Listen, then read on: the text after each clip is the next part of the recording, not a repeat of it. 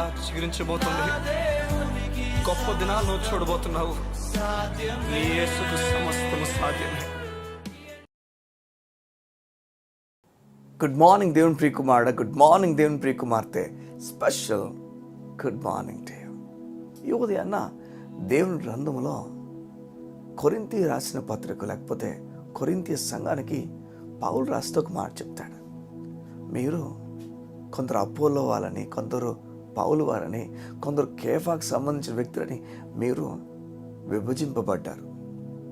మీరు శరీర సంబంధమైన మనుషులుగా ప్రవర్తిస్తున్నారు. మీలో అసూయ ఉంది, మీలో కలహం ఉంది, గొడవలు పడుతున్నారు. ఈ విషయాలన్నీ మీరు చేస్తున్నారు. అయ్యో, మీరు శరీర సంబంధమైన మనుషులు కారా అని అడుగుతాడు. ఓ మాట చెప్తాను, జాగ్రత్త చూడండి దేవుని ప్రియ సంగమా. ఇంకా నీ జీవితంలో ఈ లోకపు గొడవల గురించి కానీ, ఈ లోకపు అసూయ భావాలు కలిగే వారికి ఎక్కువ ఉంది. వారు గొప్పగా ముందుకెళ్ళిపోతున్నారు, వారు గొప్ప అని చెప్పి నేను ఆలోచనతో నింపబడుతుంటే ఓ మాట చెప్తున్నాను నేను, నువ్వు ఉన్నదాంతో తృప్తి కలిగి ఉండలేకపోతున్నావంటే దేవుని లేఖనాలు నిన్ను శరీర సంబంధమైన వ్యక్తిగా నేను పిలుస్తుంది. అంటే అర్థం, శరీరాన్ని నువ్వు చూసుకుంటున్నావు, శరీర సంబంధమైన విషయాల కొరకు నువ్వు పరిగెడుతున్నావు, ఆత్మ సంబంధమైన విషయాల కొరకు నువ్వు పరిగెత్తలేకపోతున్నావు. ఈ ఉదయాన్ని నువ్వు మారాలి ప్రభువులో. కొరింథీ రాసిన పత్రిక చెప్తున్నాడు, శరీర సంబంధమైన మనుషులని నేను మాట్లాడాల్సి వస్తుంది. మీకు నేను అన్నం పెట్టాలని కోరాను, చాలా మీకు మంచి భోజనం, మంచి మాంసాహారం పెట్టాలని చూశాను, కానీ మీరు శరీర సంబంధమైన మనుషులుగా ఉండడం వల్ల మీకు పాలు ఇవ్వాల్సి వచ్చింది. అంటే దేవుని వాక్యం చెప్తూనే ఉన్నాను కానీ పాలే మీకు ఇవ్వాల్సి వచ్చింది. బలమైన ఆహారం మీకు పెట్టలేకపోయినా. చూడండి, బలమైన ఆహారం పొందుకున్నప్పుడు నువ్వు బలపరచబడతావు. తుఫాన్లో అలజడుల మధ్యలో నువ్వు నీరసించిపో, ధైర్యంగా నిలబడతావు, చెప్తావు నా దేవుడు నాకు తోడున్నాడు, గొప్ప కార్యాలు నేను చూస్తాను. ఇలా నువ్వు లేకపోతుంటే, ప్రతిదానికి నీరసించిపోతుంటే నువ్వు పరీక్షించుకోవాలా, శరీర సంబంధమైన మనిషిగా నువ్వు అయిపోయావేమో. ఇది నీకు ఆరోగ్యకరమైనది కాదు, నీకు మంచిది మేలైంది కూడా కానే కాదు. ఈ ఉదయం దేవుడు నీకు చెప్తున్నాడు, అసూయ భావం కానీ, కక్షలు కానీ, ఈ కోపతాపాలు కానీ వీటిల్లో నువ్వు ఉండకూడదని దేవుని లేఖనాలు చెప్తున్నాయి. నువ్వు ఎలా ఉండాలి మరి? ఎలా ఉండాలంటే ప్రేమ కలిగిన గుణము కలిగి అందరిని ప్రేమించుకుని ముందుకెళ్ళాలి. సో ఒక మాట చెప్తాను చూడండి, మన దేవుడు క్షమించమని చెప్పినప్పుడు ఆయన మనల్ని క్షమించాడు కనుక మనల్ని క్షమించమని చెప్తున్నాడు. చూడండి, ఆయన ఎంత క్షమించాడు నీకు తెలిస్తే నువ్వు క్షమిస్తావు. నీకు తెలుసా, నీ పాపాలన్నీ కూడా క్షమించేశాడు. ఎలా బ్రదర్ అంటే, నీ శిక్ష ఎంతైతే నువ్వు పొందుకోవాలో ఆ శిక్ష అంతా కూడా యేసయ్య శిలువలో నీ గురించి తీసేసుకున్నాడు. నీకు తెలుసు ఒక మాట, నీవు క్షమించబడ్డావు అని చెప్తున్నప్పుడు లీగల్గా క్షమించబడ్డావు, నీ అప్పు ఇంకొక ఆయన కట్టేశాడు నీకు బదులుగా. నీవు పాపాన్ని చేతో మరణం అనుభవించాలి, ఆ మరణం అంతటిని కూడా ఇంకొక ఆయన నీ నిమిత్తం అనుభవించేశాడు. ఇప్పుడు దేవుడు చెప్తున్నాడు, నీపై నేను కోపంగా లేను, ధైర్యంగా రా, నీవు నేను కలబోతున్న ఉన్నతమైన కార్యాలు నీకు జరగబోతున్నాయి.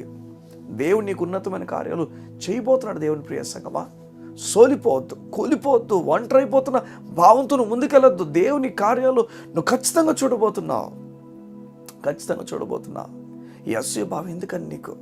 ఎందుకని నువ్వు ఒంటరిగా ఆలోచిస్తున్నావు? ఎందుకని వారికి ఏదో అధికమైపోతుందని చెప్పి అలా నువ్వు అస్తమానం వారి గురించే మాట్లాడుతున్నావు? ఎందుకని నీ రూమ్లో నీ భర్తతో కావచ్చు, నీ భార్యతో కావచ్చు, ఇతరులతో కావచ్చు, అమ్మతో నాన్నతో కావచ్చు, అదే మాటలు మాట్లాడుతున్నావు? ఆ ముసలమ్మ ముచ్చట్లు ఇక మీదట వద్దున దేవుని లేఖనాలు చెప్తున్నాయి. అరే, వారు వెళ్ళని, వారి ప్రయాణం వారిదే. నిన్ను దీవించాల్సిన దేవుడు నేను దీవిస్తాడు. నువ్వు గొర్రెలు కాపురవేమీ రోజు అసూయ పడద్దు, నేను దేవుడు త్వరలో రాజుగా చేయబోతున్నాడు, గుర్తుపెట్టుకో. సౌలు ఎలాంటి వాడంటే రాజు అయిపోయినప్పటికీ అసూయభావం ఉండిపోయింది. 10,000 కొలదని చెప్పి దావీదు గురించి చెప్పిన తర్వాత మనసులో తట్టుకోలేకపోయాడు. ఆ స్త్రీలందరూ పాడుతున్న పాట మనసులో తట్టుకోలేక ఎంతగానో ఏం చేశాడంటే దావీదును ఇంకా చిత్రహింసలు పెట్టడానికి ఇష్టపడ్డాడు. తందరుని ఈటితో చంపడం చూసేశాడు.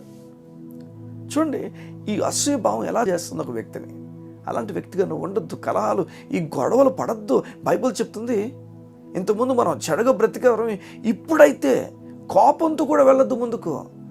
ఒకవేళ కోపం వస్తే సూర్యుడు అస్తమించే లోపు అది వెళ్ళిపోవాలా, ఆ గొడవ తీరిపోవాలా, ఇంక ఉండకూడదు. అది మనకి బైబిల్ చెప్తుంది. ఆ విధంగా ఎలాంటి బ్రతుకు నువ్వు బ్రతుకుతున్నావు ఈ లోకంలో? శరీర సంబంధం వ్యక్తిలో బ్రతుకుతున్నావా?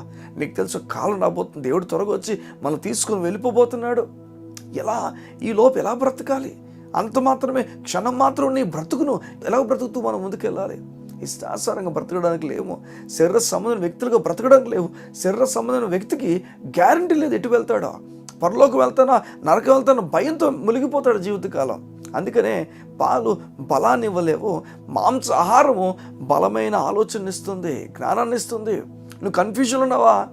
ఖచ్చితంగా నువ్వు శరీర సంబంధమైన వ్యక్తిగా నడుస్తున్నావు.